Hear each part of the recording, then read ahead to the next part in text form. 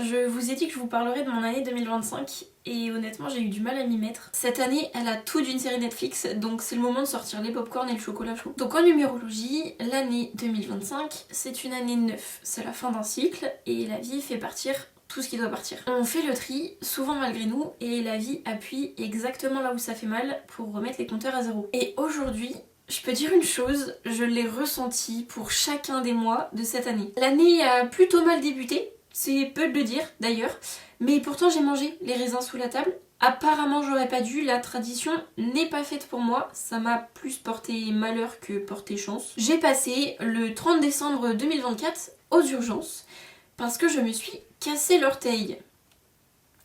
C'est pas une blague. Donc rien de grave en apparence, c'était juste une fracture du gros orteil, sauf que j'ai dû être immobilisée pendant 2 mois avec la grosse botte, la grosse botte au pied. J'avais pas le droit de marcher sur mon orteil. Donc plus de sport, plus de musculation, plus de footing. Sauf que le sport c'est à peu près la seule chose dans laquelle je peux me défouler et tout extérioriser. C'est vraiment mon échappatoire et j'ai beaucoup de mal à vivre sans faire de sport. Quand mon pied commence à aller mieux, je peux remarcher dessus, je peux enlever la botte, je tombe bien malade, genre un gros rhume quoi. Sauf que ce rhume il est plutôt bien installé, on va dire, parce qu'il veut pas partir. Voilà, je le savais pas à ce moment-là mais c'est important pour la suite. Donc je commence un travail salarié en parallèle de mes projets entrepreneuriaux parce que concrètement il y a un loyer à payer et tout l'argent que je gagne avec l'entrepreneuriat je le réinvestis directement. J'ai commencé à être très fatiguée, tous les jours, sans rien faire, sans raison. J'avais très mal à la tête et j'avais toujours le fameux rhume qui voulait pas partir. Et les maux de tête, ils se sont finalement transformés en migraines, alors que j'en avais presque jamais eu. Donc là, qu'est-ce que je fais ? Bah, je laisse traîner, parce que je n'aime pas me plaindre, et parce que je pense que je peux tout gérer seule.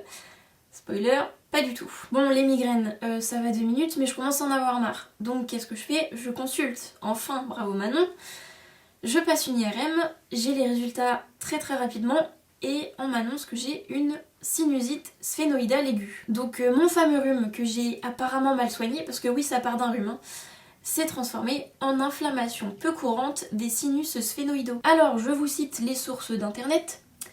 Leur proximité avec des structures sensibles telles que l'artère carotide, les nerfs optiques et le lobe frontal du cerveau rend l'inflammation ou l'infection de ces sinus particulièrement préoccupante. Ça marche. Je cite une autre source de Vidal. Sinusite sphénoïdale, elle est rare, mais potentiellement grave. Les douleurs sont tenaces, profondes, nocturnes, insomniantes. Je confirme. Rétro-orbitaire, irradiant vers le vertex ou la région occipitale. Rebelle aux antalgiques habituels. Les médecins, ils me font clairement comprendre que si c'est pas pris au sérieux, ça peut très mal tourner. On essaye un premier traitement. C'est un échec. Effectivement, c'est bien rebelle aux antalgiques habituels. Deuxième traitement, on m'informe que si ça fonctionne pas, faudra voir pour l'opération. Qu'est-ce que je fais ? Je cherche sur internet. Opération des sinus sphénoïdaux. Grave erreur. Panique à bord. Je comprends absolument rien à ce qui se passe. Et j'ai toujours mal. En plus de ça, interdiction de sport. Sinon c'est pas drôle.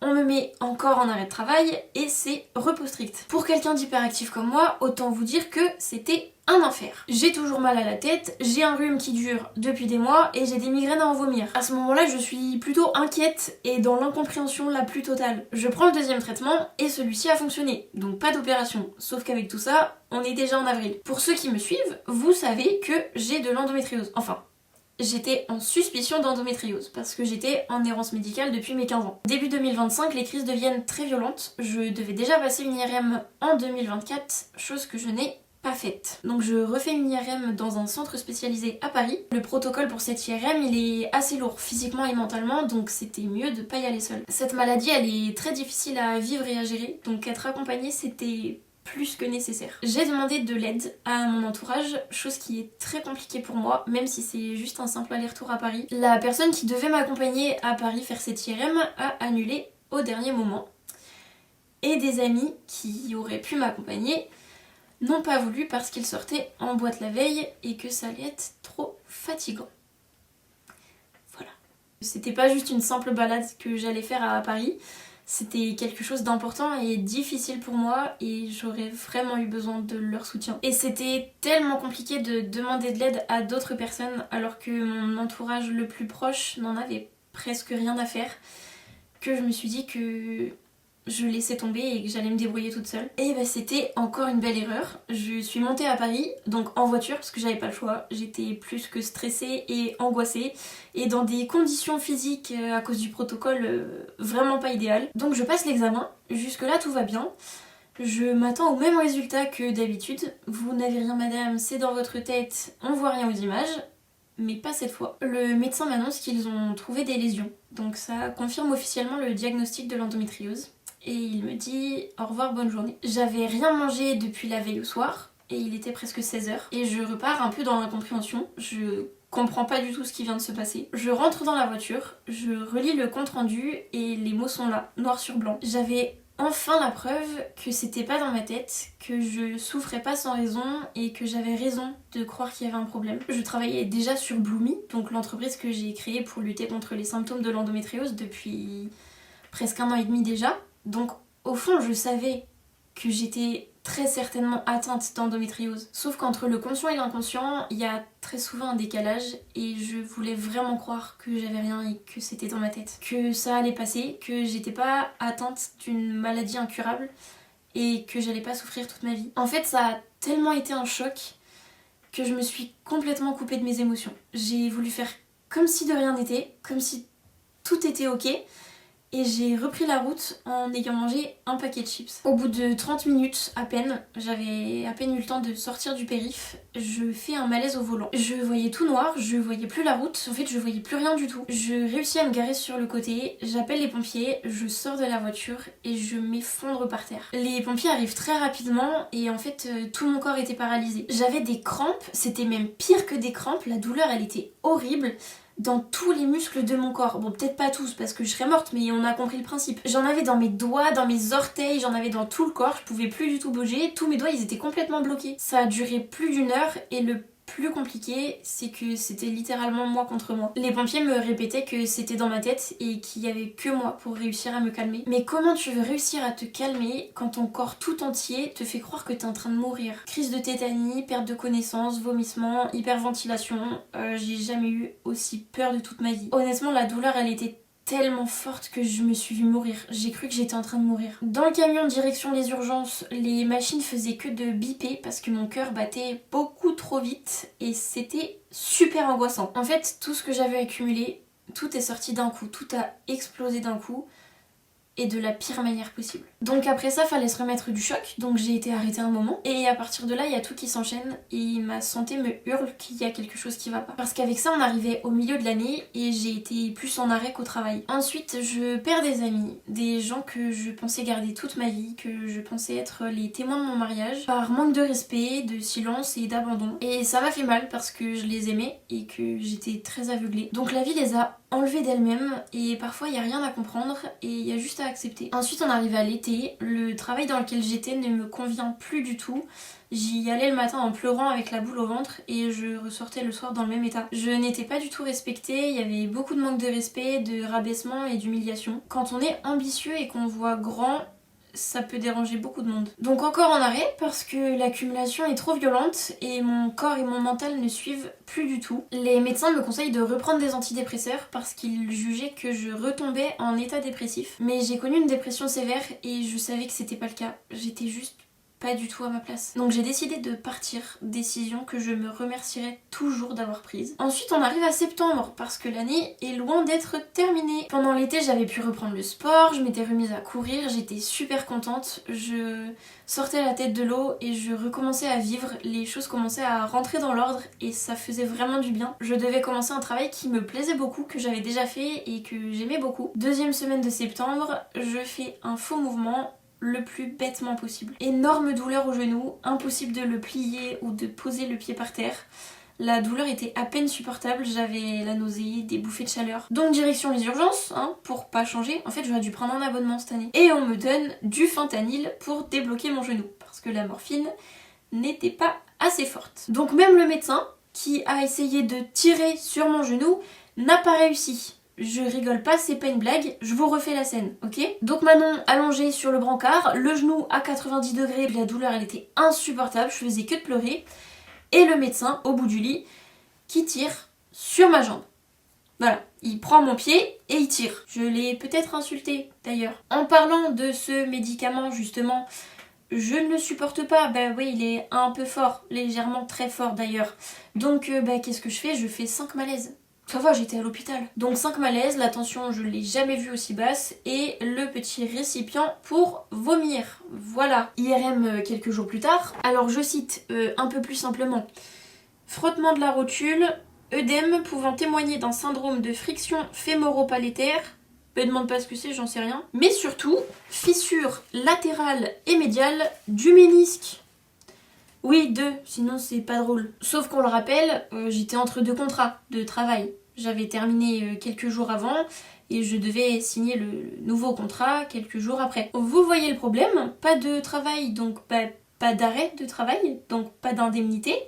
Le chômage, fallait pas compter dessus étant donné que j'ai plus été en arrêt qu'au travail les 8 premiers mois de cette année. Donc premier problème, l'argent, parce que j'ai toujours un loyer à payer. Deuxième problème, je pouvais plus vivre seule. J'ai eu la jambe complètement immobilisée pendant plusieurs semaines. Impossible de marcher dessus, impossible de prendre une douche sans tomber, impossible de cuisiner et impossible de bouger sans pleurer en fait finalement. On savait pas à ce moment-là si je me faisais opérer ou pas.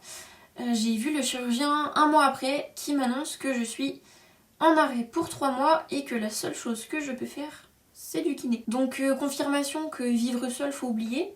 Donc retour chez papa-maman. J'ai dû quitter l'appartement dans lequel je me sentais enfin en sécurité, où j'avais trouvé ma paix et construit ma bulle. Mentalement, ça a été l'un des moments les plus difficiles de ma vie. Il y a eu beaucoup de choses qui ont compliqué ce retour et je l'ai très très mal vécu, mais je vais pas m'attarder dessus. Après ce déménagement, je me suis vraiment coupée de tout. Je peux toujours pas faire de sport. Donc en fait, je me suis mise à travailler 10 à 14 heures par jour sur une chaise derrière mon ordinateur. Ensuite, je revois le chirurgien début décembre dans l'espoir qu'il me dise « Tout va bien madame, votre genou est guéri, vous pouvez reprendre le sport et reprendre une vie normale. » On est toujours en 2025, donc c'était trop demandé apparemment. Il me remet 3 mois d'arrêt parce qu'en plus de m'être fissuré le ménisque, j'ai maintenant une tendinite quadricipitale, 6 mois d'arrêt au total et repos strict. Mais comme c'est jamais fini, il restait une dernière chose qui n'avait pas été impactée dans cette année. Je vous ai épargné mes relations sentimentales parce que ça ne concerne pas que moi et que par respect, même s'il n'a pas toujours été présent de l'autre côté, on va zapper le sujet. Mais non, à la place, parlons plutôt de ma voiture, sujet d'autant plus intéressant. Ma voiture qui tombe en panne. Est-ce que j'ai vraiment besoin de développer le sujet et de vous dire que c'est le moteur qui a lâché, les bougies, tout ça?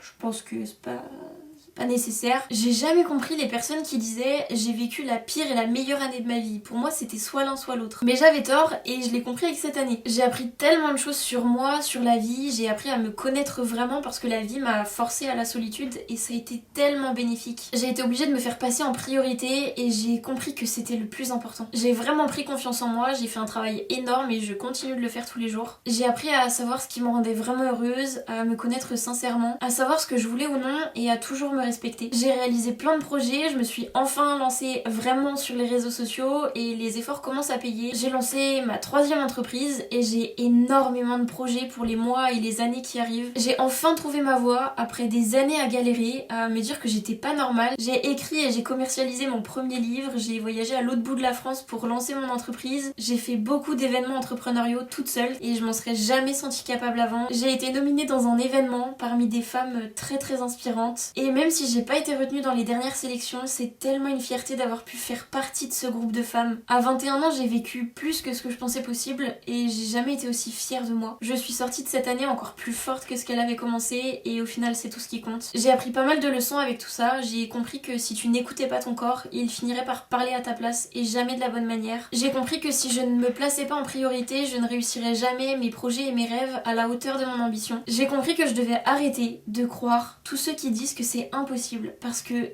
c'est impossible pour eux, mais ça ne l'est pas pour moi. J'ai compris que tout le monde n'avait pas la même définition de la réussite et que les attentes que les autres avaient envers moi ne devaient absolument pas m'impacter. Tout le monde n'est pas aussi bienveillant et gentil que tu peux l'être et tout le monde ne mérite pas ton énergie. Mais j'ai aussi compris que s'entourer des bonnes personnes c'était essentiel et que ma meilleure amie faisait partie de ces personnes. C'est dans les moments les plus difficiles que les meilleures personnes te feront sentir leur présence. Bien s'entourer et virer les gens qui n'ont plus leur place dans notre vie, ça a été la plus grande leçon que j'ai apprise en 2025. Celles qui vous vous aime vraiment resteront même dans les pires moments, même si ces moments durent toute une année. Donc effectivement, quand je lis l'explication de l'année 9 en numérologie, je comprends beaucoup mieux mon année.